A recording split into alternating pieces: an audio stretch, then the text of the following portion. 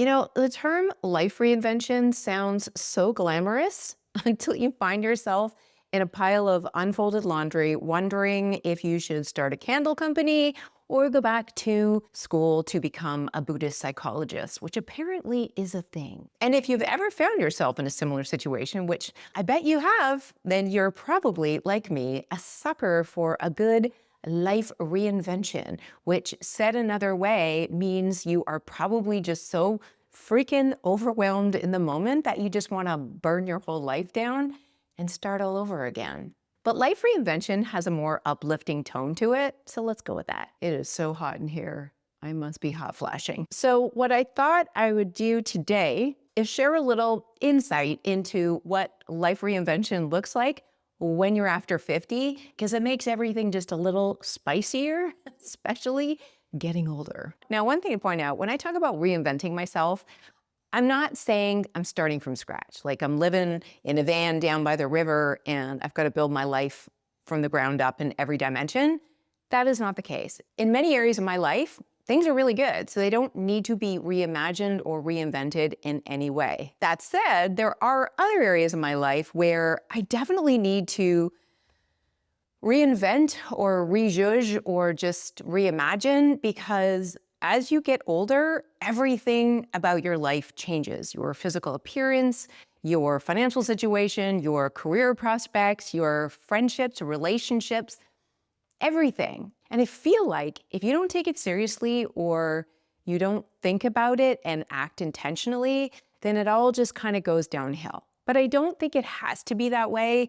And I'm really trying hard to avoid the crisis part of midlife, because I feel like I've had all the crisis I need for an entire lifetime, like really early on. And now I just want to smoothly go into middle age with the knowledge and wisdom that I've gained, so that my second act is possibly my best act yet. And I think that there's like 5 things that all of us need to consider carefully, whether we're reinventing our lives in our 50s or our 40s or even our 20s. And I'm going to share them with you now. So let's get into it. So here's the first thing I need you to hear about reinvention, regardless of how old you are. If you are waiting for clarity to take the first step towards whatever it is you want to do, then you are wasting your life.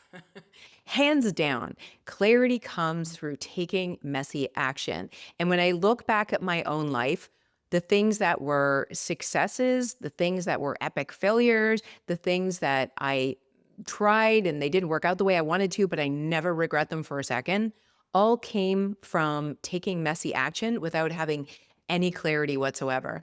I should tell you, at the ripe old age of 55, I still don't have a lot of clarity on what I'm going to do next, what I'm going to be when I grow up, how I'm going to reinvent myself. I have no idea. But what I do is take messy action from a place of where I think I want to go.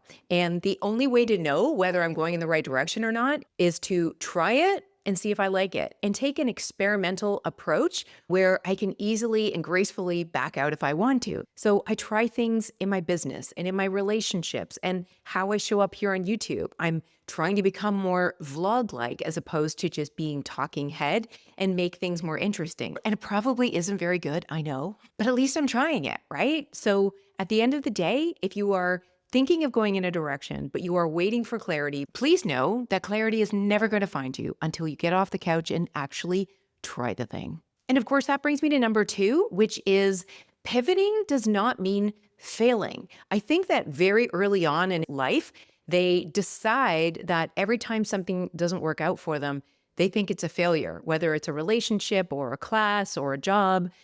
And this is the thing that I've learned now in my old age, that you can't know whether something's going to work out well or not until you try it. Like I took a chance to create this YouTube channel like 4 years ago, and it by and large has been quite successful. So here's the next thing I need you to hear if you are reinventing yourself, particularly if you are around my age. Structure is no longer a nice to have. It is an absolute necessity. Just like kids need structure, the older we get, the more we tend to need to lean on that structure even more. Because if you don't have structure and some intention around how you want to live, after you have filled all of your obligations, then you will probably divert to the easiest thing possible, which is sitting on the couch watching TV until, well, you know what I mean. So it is super important to build out structure for yourself and understand what it is you need as an individual to make yourself feel the best you can. I've shared before that every week I have a planner system that I go through that includes daily habit tracking. And when I actually have the chance to check off all of those habits, I'm usually having the best possible day. And on the day when I don't get to any of those habits, I'm usually pretty crusty. So I know firsthand the power of structure and how it can really help you. Cannot be understated. Do not skip that one. The next thing I've learned about reinvention, and this one, man, I've only learned it in the past couple of years, but it is so important. And it's the missing piece that made all of my earlier attempts not successful. And that is that reinvention is not just about doing things differently. It's actually about adjusting your nervous system. And for those of you who think that's too woo-woo, please listen up carefully. If you try to do something differently, let's say you want to reinvent your health, so you start eating healthy and you do it great for about a week, but then it starts to get boring or overwhelming or annoying, and you start to slowly revert back to your old habits. That's not just you not being able to maintain a new healthy habit, is that your nervous system is not regulated to this new experience yet, which is why you've got to take things slow and not pile on a million different changes at once. Because if you do, you get overwhelmed. Your amygdala suddenly feels like it's being threatened. And all of a sudden it wants to revert back to what it knows because that feels safe. So when I say that reinvention requires nervous system regulation, taking things slowly, day by day, small changes where you get a little bit used to it before you add the next thing, enables your entire body to come along on the change with you and not revert back to bad habits the first time you hit a road bump. It really is important when you're trying to reinvent yourself to not just do it in your head, but also in your heart and throughout your entire body.